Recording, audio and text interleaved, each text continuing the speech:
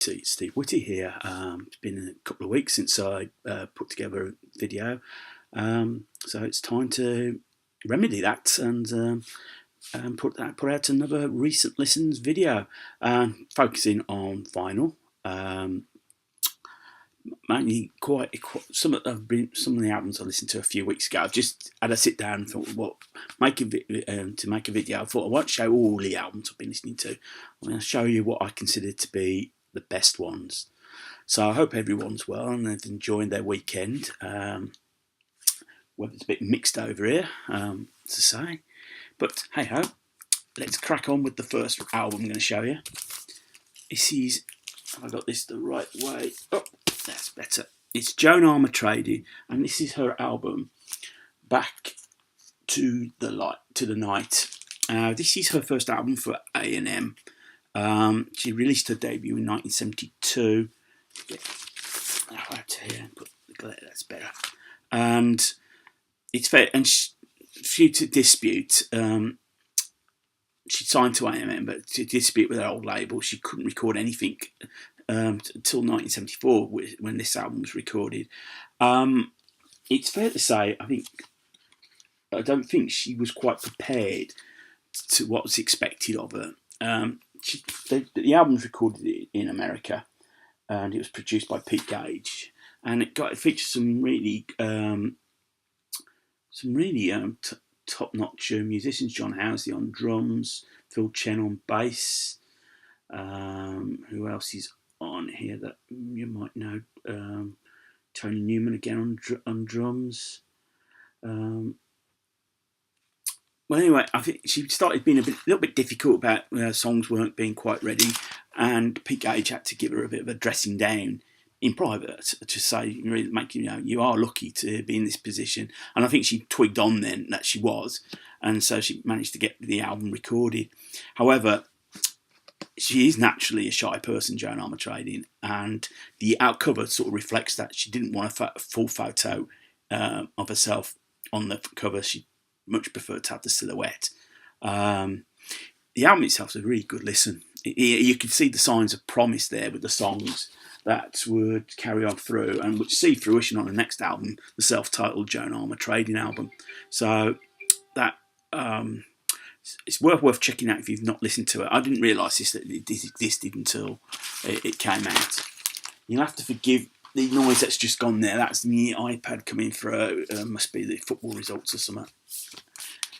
Next album is Bird's Ballad of Easy Rider, sort of named after the film, though really none of the music was really featured hardly any of the songs were actually featured in the film. It was sort of like giving that title a bit of a cash-in. I think it was the second album of 1968, and it was the last album to feature, I believe, John York on bass. He was soon sacked out the band. Probably the best known tracks would be Ballad of Easy Rider, which was used in there. Jesus is Just Alright, that's another one. There Must Be Someone, and then there's a little track at the end, Armstrong, Aldrin, Collins. So it might be 69 when this came out. Sort of cashing in a little bit on the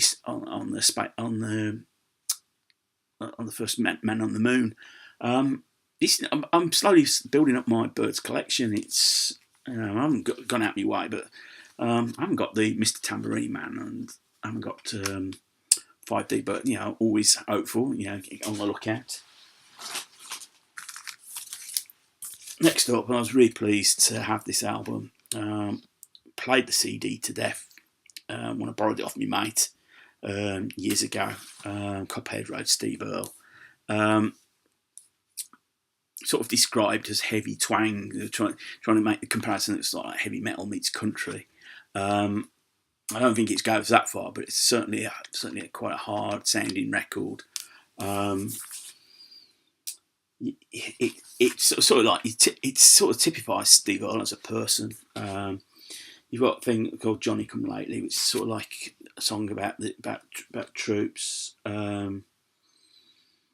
Waiting on You. I think in songs he was tackling things like homelessness, social issues. While being in the middle of probably going some personal details, I think he did have a drink and drug problem around that time. I think he recorded some of this album in London. Johnny Come Lately's recorded with some of the Pogues. Obviously, the standout track to me is the title track, Copperhead Road. It's just an absolute masterpiece of a song. Played to death on my local radio station, BRMB at the time, I remember.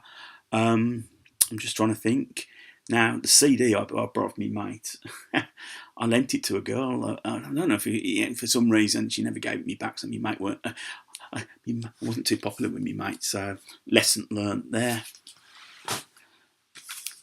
Next up, this is Katrina and the Waves. Now, this is their album Break of Hearts.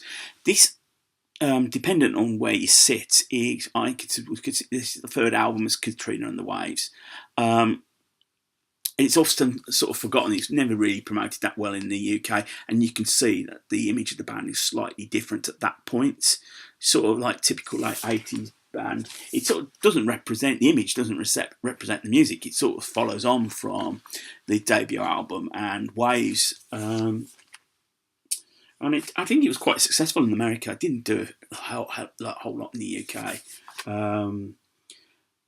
Break of Hearts is the title track is probably the best track for me, and yeah, it's a good album. Not a patch on the debut album. You know, I've always said it's one of the top for me, one of the top albums of the '80s. So, but I'm pleased to have that. I've never seen it before, so to find that in a charity shop, I was more than happy.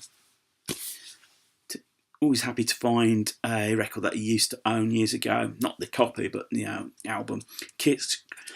Excuse me, Creatures of the Night from 1982. I brought it when it first came out and played it to death.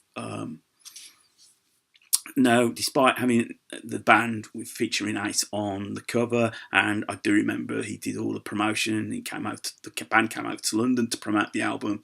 He never actually featured on the album. I think Vinnie Vincent played the guitar on here, and subsequently, not long after it came out, Ace was out of the band, which signalled for me a bit of an end of an era. And I'm going to say this, I always thought he was the coolest one. There was something about him reading his story, turning up to his audition in odd sneakers because he was that poor, short of money. But hey, but it's a great album. I loved it at the time. I'm so glad to find another copy and play it, and no doubt I'll play this to death as well. In my local record shop, I was so happy to find a couple of albums by this band that I've been playing. Kraftwerk Radioactivity, the follow-up to Autobahn, that came out in '76, I believe. Totally in a totally different direction, the album, in compared to Autobahn, in my view. Let's see if I can get. It's got the original innard here. Guided Counter, Radioactivity, Radio Stars, Sweet Arm. You've got the band there, and then I think that guy at the bottom there, that might be the designer of the album, which Emil Schuch did the artwork. Correct me if I'm wrong. Really great album. I've been fortunate recently to find some Kraftwerk, even Man Machine without a cover, which was in good nick. And then also in the second album of the two Kraftwerk albums was Trans Europe Express. I think 77 this may come out. Yeah, 77. Absolutely corking album. Again, you got Europe Endless, Hall of Mirrors, Showroom Dummies, Trans Europe Express, Metal on Metal, Franz Schubert, and then Endless to complete the album. So it sort of like goes in a bit of a loop. Absolutely brilliant album. Not sure which is my favourite Kraftwerk album. This might be close. It's a toss up between Man Machine and this, to be quite honest. But I found this, when I found it, wasn't in the greatest nick. It quite a bit of water damage. I managed to clean it up. Living Colour Times Up, which was the follow-up to Vivid. It came out in 1990. Best known track in the UK was Love Rears Its Ugly Head, which was a hit single for them. To me, it's pretty much more the same from Vivid, but not as good as Vivid, in my humble opinion. Still great playing on here. Vernon Reid's guitar still hammers it out. It's just I just feel it's just not quite as up to the level of Vivid, but it's still a good album all the same. And they are touring Living Colour in the UK very shortly. Probably a staple of quite a lot of people's collections in the 80s. This is George Michael's Faith. Don't see too many copies of this around on vinyl, to be honest. So I found this. It's not in great nick. Again, I think a bit of water damage on the cover. Vinyl plays okay, cleans up fine. This sold buckets. And pretty much every track appeared to go out as a single. It's his first solo album. He split up Wham. I Want Your Sex was the first single. You got Faith, Father Figure, Kissing a Fool, One More Try. Those were the singles off it. It was such a strong album. He was never ever going to follow this in hindsight, and then obviously he then turned on the fact he wanted a bit more serious. Listen Without Prejudice, though, won Album of the Year and whatever. Never really had the singles on it, and though he did have some sort of comebacks, he never reached the peak, and he sort of disappeared before he died, to be honest. And when he made statements out like, nobody buys my records anymore because I'm gay, he sort of lost a lot of people, because I think, it's not, I buy records to whoever if the music's good, and towards the end I don't think his music was that good, but he still can still have his legacy with this album. This was a VCLT I received from Flip Disc. He asked me if I'd got a couple of albums. One I had, so he didn't send me that. But this Seals Croft Year of Sundays, I hadn't. So I said, if you want to, yeah.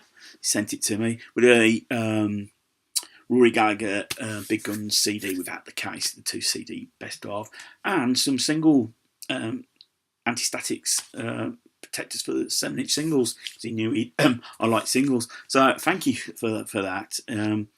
VCLT is always nice. Don't go out looking for it.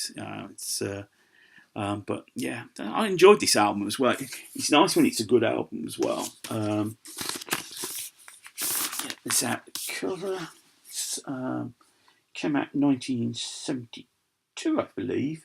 My favourite track, I would say, would be, I did enjoy High on the Mountain and Sudan Village, but it's a really pleasant album. I listened to it on a Sunday. It's one of the, I suppose, year on Sundays. It's an album that's suited for days like today, really. Sunday afternoon, just winding down the weekend.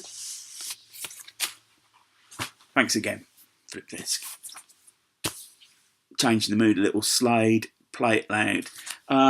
I did post, when I posted this on Facebook, said I need something to change my mood.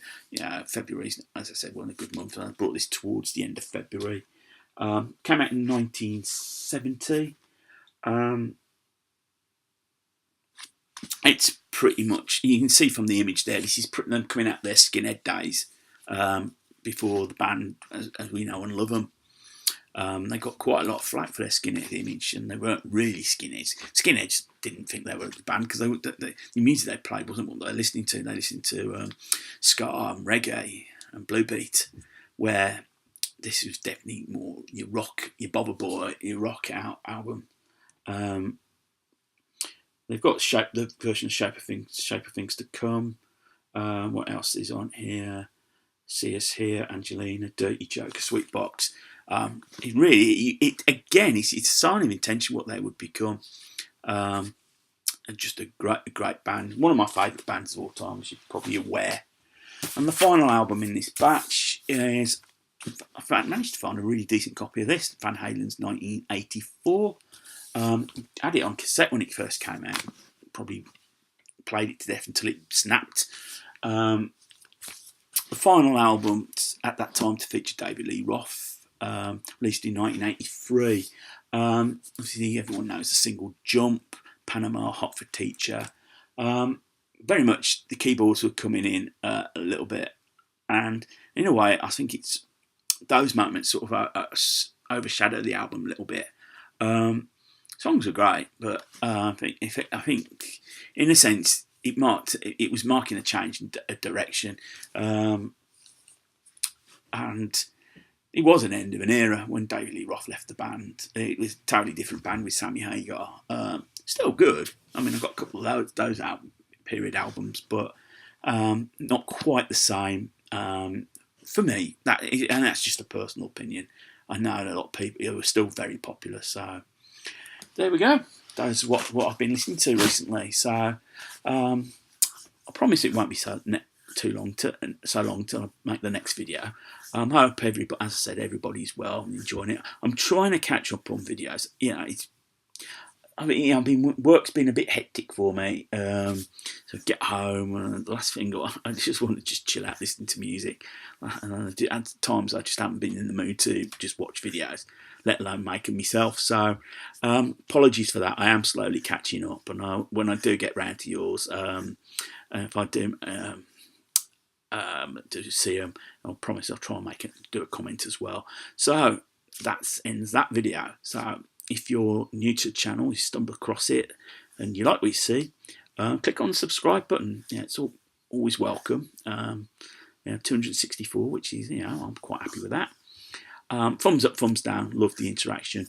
Feel free to comment. I will get back to you. I do enjoy the fact that people take the time out to just say thank make comments, whether they liked the music or not. I do appreciate it. I know everybody's busy out there. So VC, until the next time, take care of yourselves, keep smiling, keep spinning, and more importantly, keep smiling.